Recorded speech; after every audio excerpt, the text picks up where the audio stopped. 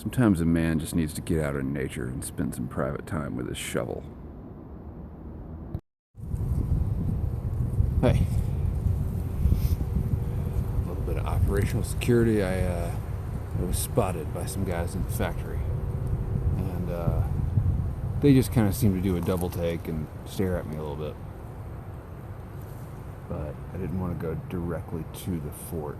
So I kind of came up here close to the right of way, and I'm going to just cool it for a minute and then come back down. I can see their trucks, and they looks like they are proceeding back inside. So I think it'll be cool. So today I think I'm gonna make sort of a not a table. I don't know what you would call it. The word I want to use is anvil, but I think that that cylindrical piece of concrete that I found, I think I'm going to sink that into the floor of the fort so it's sticking up, and I can use it to prepare things and do small tasks and stuff like that. And I brought a saw so that I can quietly remove some limbs that have been bothering me. Factory has been very busy the last couple of days. There's a lot of folks there. It's like they work for a living or something. I don't know. So that's what I'm doing. Okay. So I made it down here. I'm going to be as quiet as I can. And to accomplish this task, I'm using my cold steel Spetsnaz shovel. I've had this thing for about 12 years now, and it would, if I had to have only one survival wilderness tool, this would be the one.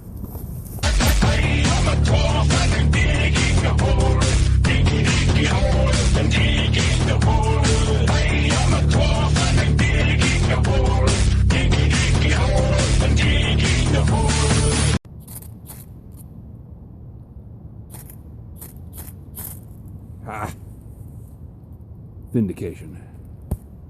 Okay, on the way in, I found a new fire dousing container to replace the bucket since its sad demise, and there's my tactical assault hacksaw that I'm going to use to stealthily remove some problem limbs.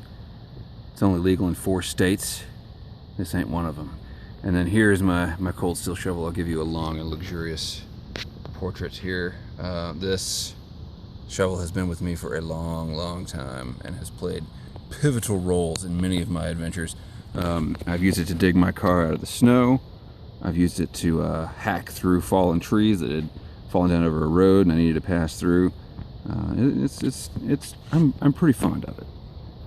So I'm just going to be using my stealth assault tactical survival hacksaw here to remove some of these guys that could really be, like, you know, weekend ruiners if you caught your noggin on that, and some of these other limbs that are just kind of hindering egress. Should probably have left before the sun went behind the ridge, huh? So, funny story. I actually didn't find that 40-ouncer in the woods. Well, I found it on the edge of the woods. In our neighborhood, there lives a retired veteran who I guess has some issues dealing with maybe perhaps things he saw in a theater of combat. That's my take on it. And he drinks a lot of 40s, and he leaves them laying all over the neighborhood. So I have a never-ending supply. I mean, the dude is like real big, tall guy with this huge like mane of like gray, crazy hair and a big beard. And yeah, he likes to sneak off just a little bit into the woods and drink his 40s. Fine by me, not bothering me. Except I wish he'd pick up after himself, but right now I can use those 40s. It's a little bit creepy to encounter him out there sometimes, though. Just a story. Keep the ends out for the ties that bind. Look what I just found. The woods provide. This is cool. It's an old canning jar. Never seen a design like that with that really wide. It's not even a lip. It's like a brim or something. And you know, glass is amazing stuff. The metal lid is inside, rusted away. and yet the glass is just fine and perfectly serviceable. But if I were to drop it from a height, it would shatter into a million pieces. It's funny. Actually, and I only know this because I have friends who are glass blowers. There's a big hawk. No, that's a crow. Never mind. Glass is a liquid, even at normal temperatures. And it's just extremely viscous. A liquid is defined as anything, well, a fluid is defined as anything that flows and conforms to the shape of its container. And over a long enough time span, glass does flow.